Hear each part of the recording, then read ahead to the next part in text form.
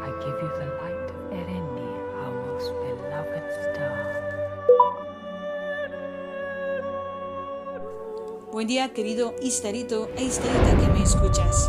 Te doy la bienvenida nuevamente a otra entrega del Silmarillion, que espero de corazón que te ayude a relajarte un poco del estrés de tu semana. Lamento muchísimo haberme tardado tanto en grabar esta siguiente entrega, pero ya ves cómo es la vida, muchas veces las hordas de orco no dejan a uno en paz ni un segundo. Pero bueno, ya sabes que toda la música que se va a escuchar en este podcast es propiedad de Thomas Newman, Howard Shore, Stan Lockenfield, y si en algún otro momento llega a ver la necesidad de agregar a otro compositor, te dejaré aquí su nombre de la canción y el nombre del compositor para que lo busques y lo sigas. Sin más por agregar, espero que estés preparado en un sitio cómodo, algo silencioso quizá, para que puedas apreciar en toda su extensión la ambientación de este podcast. Ojo, puede que en algún momento haya necesidad de sonidos fuertes, así que cuida el volumen y cuida tus oídos. Yo soy la señorita Istari y comenzamos. Capítulo 10 de los Sindar. Ahora bien, como ya se dijo, el poder de Elwë y Melian aumentó en la Tierra Media y todos los elfos de Beleriand, desde los marineros de Círdan hasta los cazadores errantes de las montañas azules, más allá del río Gelion, reconocían a Elwë como su señor. Elu Thingol, rey manto gris, era llamado en la lengua de su pueblo. A los elfos grises de Beleriand, iluminada por las estrellas, se los llamaba también los Sindar, y aunque era moricuendi, bajo la égida de Thingol y por mediación de las enseñanzas de Melian, se convirtieron en los más hermosos, los más sabios y los más hábiles de todos los elfos de la Tierra Media. Y al cabo de la primera edad del encadenamiento de Melkor, cuando en toda la tierra había paz y la gloria de Valinor había alcanzado su cenit, vino al mundo Lúthien, la única hija de Thingol y Melian. Aunque casi toda la Tierra Media estaba sumida en el sueño de Yavanna, en Beleriand, bajo el poder de Melian, había vida y alegría, y las estrellas brillantes resplandecían como fuegos de plata. Allí, en el bosque de Nelnoret, nació Lúthien, y las blancas flores de Difrendil se adelantaron para saludarla como estrellas de la tierra. Sucedió durante la segunda edad del cautiverio de Melkor que los enanos llegaron por sobre las montañas azules de Eret Luin a Beleriand. Asimismo se llamaban Khazad, pero los Sindar los llamaban los Naugrim, el pueblo menguado, y Gondhindrim, maestros de la piedra. Lejos, hacia el este, estaban las más antiguas viviendas de los Naugrim, pero habían excavado para ellos grandes estancias y mansiones, de acuerdo con el estilo de los enanos, en las laderas orientales de Eret Luin. Y a esa ciudad la llamaban Gavigatol y Tumunhasar. Al norte de la gran altura del monte Dolbet se levantaba Gavigatol, que los elfos traducían como Belegost, vale decir Gradenburgo. Y al sur estaba excavado Tumunhasar, llamado Nogrod para los elfos, morada hueca. La mayor de las mansiones de los enanos era Casa Tum, la caverna de los enanos. Haldodron, en la lengua élfica, que luego en los días de la oscuridad se llamó Moria. Pero se encontraba lejos en las montañas nubladas, más allá de las vastas leguas de Eriador, y a los elfos les llegó solo como un nombre y un rumor de las palabras de los enanos de las montañas azules. Desde Nogrod y Belegost, los Naugrim llegaron a Beleriand y los elfos se llenaron de asombro, porque se creían las únicas criaturas vivientes de la Tierra Media, que hablaban con palabras o trabajaban con las manos, y pensaban que todas las demás no eran sino pájaros y bestias. Pero no alcanzaban a entender una palabra de la lengua de los Naugrim, que les sonaba engorrosa y desagradable, y pocos eran los Eldar que lograron dominarla. Pero los enanos aprendían deprisa, y en verdad estaban más dispuestos a aprender la lengua élfica que a enseñar la suya a los de otra estirpe. Pocos de entre los Eldar fueron nunca a Norgorod o Belegost, salvo Eol de Nan el Moth y Maeglin su hijo. Pero los enanos traficaban con Beleriand y construyeron un gran camino que pasaba bajo las salientes del monte Dolbet y seguía el curso del río Ascar, cruzando el Gelio en el Sar Adrad, el vado de piedras, donde aconteció luego una batalla. Siempre fue fría la amistad entre los Naurin y los Eldar, aunque el beneficio recíproco era considerable, pero en aquel tiempo las querellas que los separaron no habían ocurrido aún y el rey Thingol les dio la bienvenida. Pero en días posteriores, los Naurin se mostraron más amigos de los Noldor que de cualquiera de entre los demás elfos u hombres, a causa del amor y la reverencia que sentían por Aule, y estimaban las gemas de los Noldor por sobre toda otra riqueza. Ya en la oscuridad de Arda habían llevado a cabo los enanos grandes obras, porque aún en los primeros días de los padres habían tenido una maravillosa habilidad con los metales y las piedras, pero en aquellos tiempos antiguos preferían trabajar el hierro y el cobre antes que la plata y el oro. Ahora bien, Melian tenía mucha capacidad de previsión, como era propio de los Maiar, y cuando hubo transcurrido la segunda edad del cautiverio de Melkor, le comunicó a Thingol que la paz de Arda no duraría para siempre. Pensó él, por lo tanto, cómo se construiría una morada real y un sitio resistente si el mal había de despertar otra vez en la Tierra Media, y buscó la ayuda y el consejo de los enanos de Belegost. Ellos los dieron voluntariamente, pero no estaban fatigados en ese entonces, y se sentían ansiosos por realizar nuevas obras. Y aunque los enanos siempre pedían un precio por todo cuanto hacían, fuera con deleite o con esfuerzo, en esa ocasión se dieron por pagados, porque Melian les enseñó mucho de lo que ellos querían aprender, y Thingol los recompensó con muchas bellas perlas. Estas se las había dado Círdan, pues se recogían en abundancia en los vados de la isla de Valar, pero los Naurin nunca habían visto nada semejante y las tuvieron en alta estima. Había una tan grande como un huevo de paloma y que brillaba como la luz de las estrellas en la espuma del mar. Ninfelos se la llamó, y la cabecilla de los enanos de Belegost la consideró más valiosa que una montaña de riqueza. Por lo tanto, los Naurin trabajaron mucho y de buen grado para Thingol, y le hicieron mansiones parecidas a las de ellos, profundamente excavadas en la tierra, donde corría el Esgalduin y dividía Nelnored de Region. Se levantaba en medio del bosque una colina rocosa y el río fluía debajo. Allí construyeron las puertas del palacio de Thingol y levantaron sobre el río un puente de piedra que era el único camino de acceso. Más allá de las puertas, unos pasajes anchos descendían a estancias y cámaras talladas en la roca viva, tantas y tan grandes que la morada fue llamada Menegroth, las 1000 cavernas. Pero los elfos también ayudaron en los trabajos, y elfos y enanos juntos, cada cual con su propia actividad, llevaron ahí a cabo las visiones de Melian, imágenes de la maravilla y la belleza de Valinor, más allá del mar. Los pilares de Menegroth habían sido tallados a semejanza de las hayas de Orome, tronco, rama y hoja, y estaban iluminados por linternas de oro. Los ruiseñores cantaban allí como en los jardines de Lórien. Había fuentes de plata y cuencos de mármol y suelos de piedras de múltiples colores. Figuras talladas de bestias y de pájaros corrían sobre los muros o trepaban por los pilares o atisbaban entre las ramas entrelazadas con muchas flores. Y mientras los años transcurrían, Melian y sus doncellas llenaron los recintos de cortinados tejidos en los que podía leerse los hechos de los Valar y muchas de las cosas sucedidas en Arda desde un comienzo, y la sombra de las cosas que todavía habrían de ser.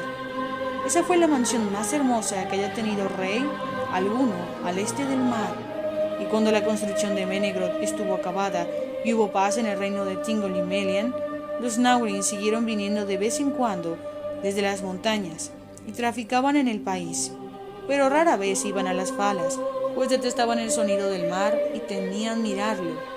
A Beleriand no llegaban otros rumores o noticias del mundo exterior.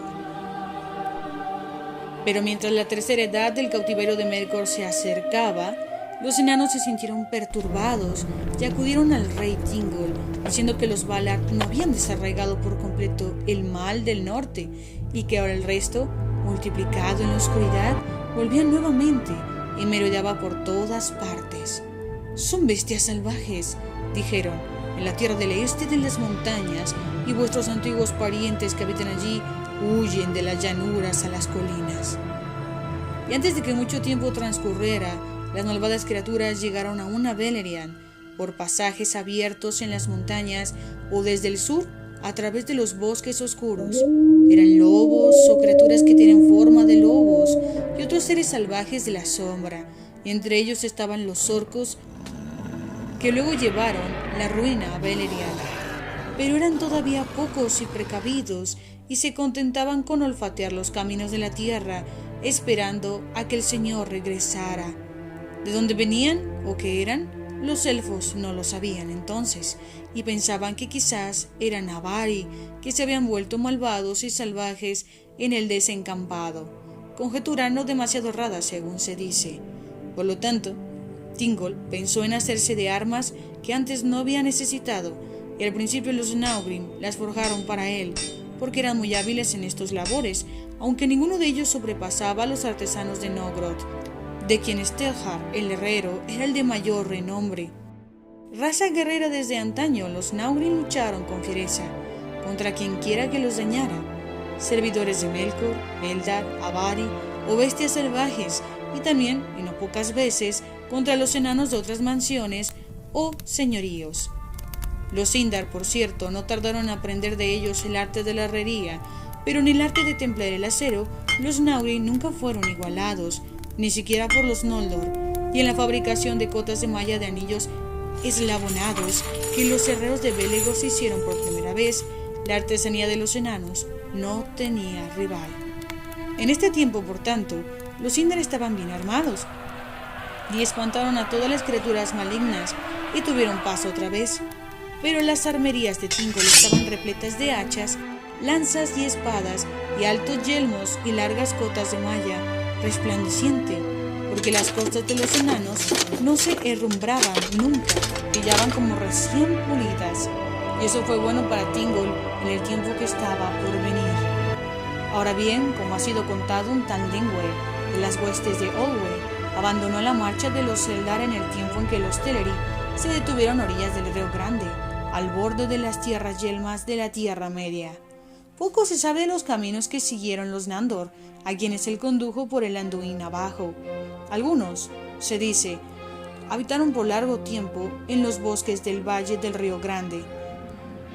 Algunos llegaron por fin a la desembocadura y allí habitaron junto al mar, y otros, abriéndose camino por Eremunim-Rais, las montañas blancas, llegaron de nuevo al norte y penetraron en el páramo de Eriador, entre Ereluin y las distantes montañas nubladas. Pues bien, este era un pueblo de los bosques y no tenían armas de acero. La llegada de las bestias salvajes del norte los llenó de espanto, como lo declararon los Naugrin al rey Thingol en Menegroth.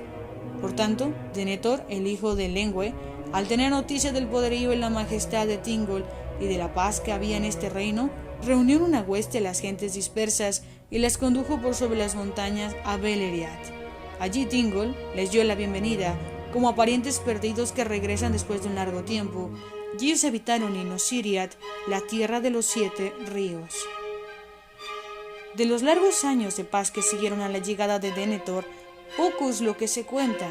En esos días se dice Daeron el bardo, maestro de la sabiduría en el reino de Thingol, inventó sus runas, y los Naugrin que se acercaron a Thingol las aprendieron y se alegraron, teniendo el arte de Daeron en más alta estima que los Sindar, el propio pueblo de Thingol. Los Naugrin llevaron las Kirch hacia el este por sobre las montañas, y así llegaron al conocimiento de muchos pueblos, aunque los Sindar apenas las utilizaban en los registros de las crónicas hasta los días de la guerra, y gran parte de lo que se guardaba en la memoria pereció en las ruinas de Doriath. Pero poco hay que decir de la beatitud y de la vida placentera antes de que concluyan, pues las obras bellas y maravillosas, mientras duran todavía y es posible contemplarlas, son su propio testimonio, y solo cuando están en peligro o se quebrantan para siempre, pasan a las canciones. En Beleriand, en aquellos días, los elfos andaban y los ríos fluían, y las estrellas brillaban, y las flores nocturnas esparcían una dulce fragancia. y la belleza de Melian era como el mediodía, y la belleza de Lúthien era como el alba en primavera. En Beleriand, el rey Thingol, en su trono, era como los señores de los Maiar, cuyo poder está en reposo, cuya alegría es como un aire que respira cada día, cuyo pensamiento fluye en una onda imperturbada desde las alturas a las profundidades. En Beleriand todavía a veces cabalgaba Orome el Grande, que pasaba como un viento por las montañas, y el sonido del cuerno descendía desde la luz distante de las estrellas. Y los elfos temían el esplendor del rostro de Orome y el estrépito de la carrera de Nahar.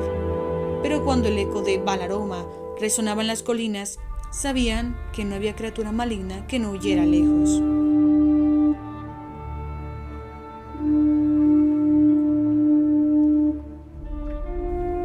Pero ocurrió al fin que el término de la beatitud se aproximaba y el mediodía de Valinor declinaba hacia el ocaso, porque como se dijo, y es conocido de todos, pues está escrito en los libros y ha sido cantado en múltiples canciones, Melkor hirió a los árboles de los Valar con ayuda de un Goliat y huyó, y volvió a la Tierra Media.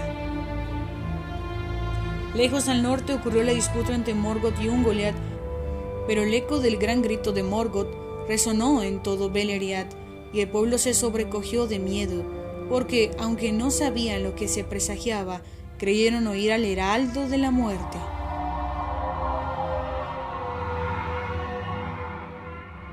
Poco después, un Goliat abandonó el norte y llegó al reino del rey Thingol, envuelta en un terror de oscuridad, pero fue detenida por el poder de Melian y no entró en Eldoret, y moró largo tiempo en la sombra de los precipicios, donde Dordonion descendía hacia el sur, y esas cimas fueron conocidas con el nombre de Eret Gorgoroth, las montañas del terror, y nadie osaba ir por allí ni pasar cerca de ellas.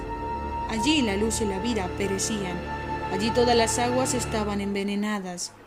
Pero Morgoth, como ya se dijo, volvió a Akbat y la reconstruyó, y por encima de las puertas levantó las torres pestilentes de Drar Gorothrin, y entre los portales de Morgoth y el puente de Menegroth había 150 leguas, una distancia larga pero aún demasiado corta.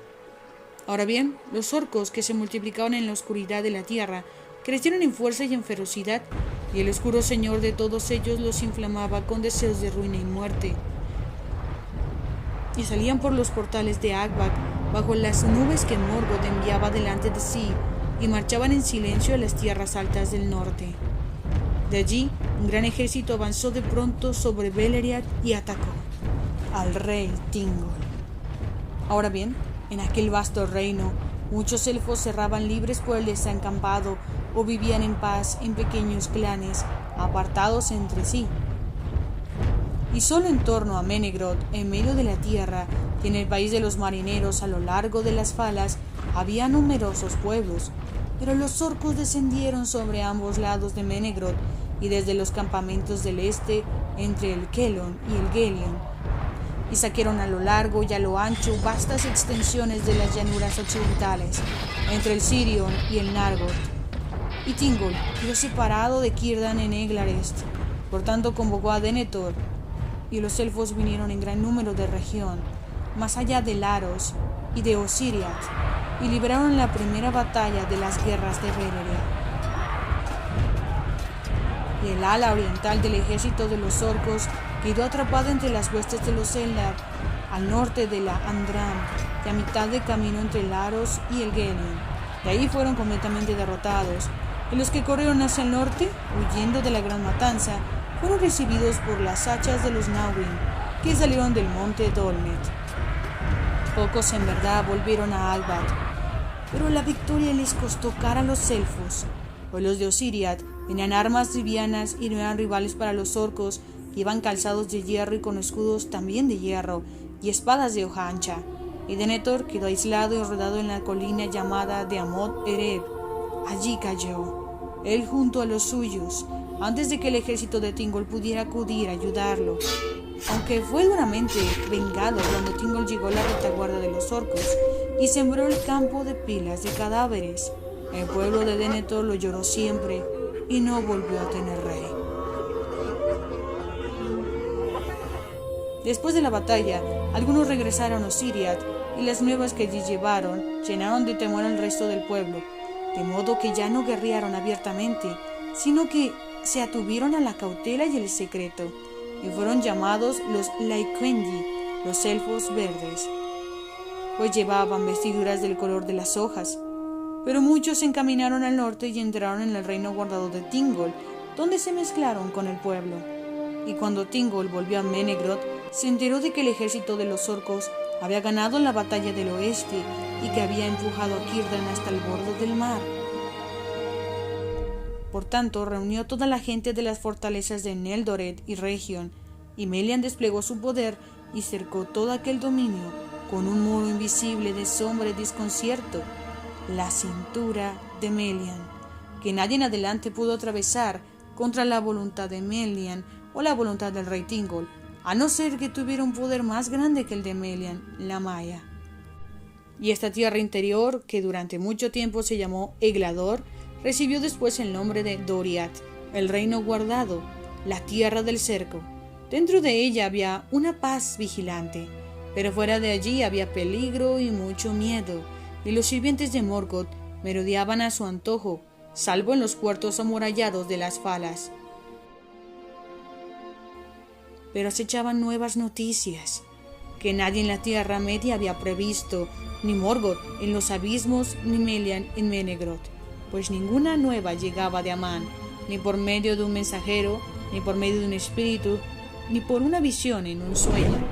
Desde la muerte de los árboles, en este tiempo, Feanor vino por el mar en las naves blancas de los Teleri y desembarcó en el estuario de Degris, y allí en Losgard quemó las naves.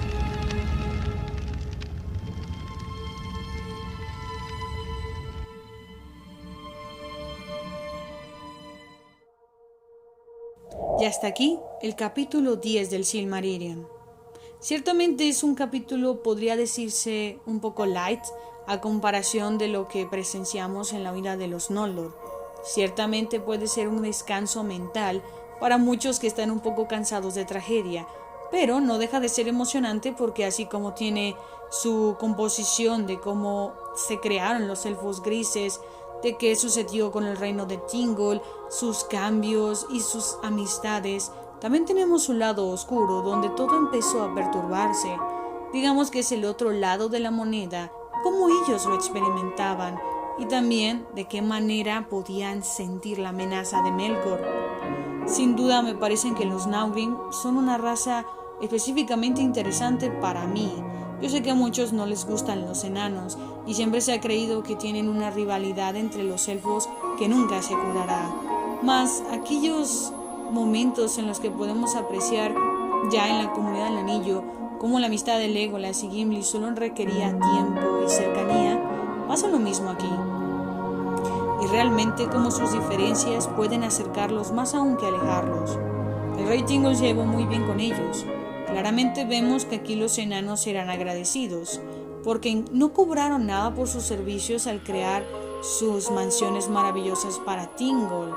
Que me podrían decir ustedes, bueno, sí, señorita Istari, pero les dieron perlas, pero Melian les dio mucho conocimiento. Es verdad, es cierto, pero siempre se ha tenido a los enanos en un concepto avaricioso, en el cual nunca están satisfechos, así que si ese término aplicara realmente, como enanos no tendrían derecho a cobrar por su favor, aunque ya les hubieran dado tanto. Es obvio que sí, al final era un trabajo muy arduo, ellos bien pudieron ponerle precio a su arte, y no estarían mal, aunque sí hubieran sido juzgados por algunos como avariciosos, porque ya Melian y Thingol les habían dado demasiado. Pero ponte a pensar que este tipo de enanos que presenciamos en el Silmarillion difiere mucho de lo que ya después vemos, que terminan siendo los enanos, los mitos de que son unos egoístas, que no tienen remedio, ambiciosos que podrán vender, no sé, hasta a su madre con tal de tener todo lo que desearan, que no piensan más que en poseer y que son sanguinarios. La verdad es otra. Por poner un ejemplo, la raza de los elfos tampoco se libra de la maldad, pues en muchas ocasiones el Silmarillion nos relata cómo muchos de ellos fueron realmente la causa de la ruina de muchos reinos. Sin irnos tan lejos, ahí tenemos a Maeglin y a su madre, que aunque su madre, podrían decirme ustedes que no hizo un gran daño, ella inició todo. Si no se hubiera alejado rebeldemente de su hermano Turgon, hubiera sido la princesa más hermosa de Gondolin, quizá incluso se hubiera casado con un buen hombre y hubiera tenido descendientes a salvo, pero no. La hija de Fingolfin fue demasiado lejos en su valentía fingida y terminó causándole la ruina a su propio hermano.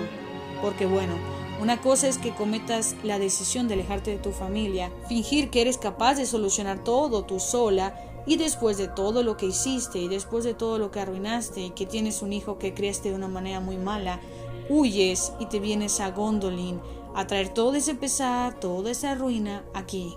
Al final terminó siendo culpa de la hija de Fingolfin, y no creo realmente que ella sea del todo la víctima, porque si ponemos atención en el relato, que lo veremos un poco más adelante quizá, pero para aquellos que ya lo han leído, deben notar precisamente que se menciona que ella al principio amaba esa vida sin sol, esa vida a escondidas, esa vida tan extraña que difería tanto de sus enseñanzas.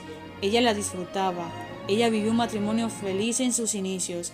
El problema fue cuando esta vida ya no tuvo cambios, ya no hubo emoción, ya tenía que encargarse de un hijo, entonces ahí se fractura todo. Ya su esposa no era la gran cosa, ya su vida no era perfecta, pero ella había tomado la decisión de hacer esto. Maeglin, ya como discutiremos mejor en su capítulo, termina siendo un victimario y una víctima al mismo tiempo, pero lo veremos después. A lo que me refiero es que la raza de los elfos no se libra.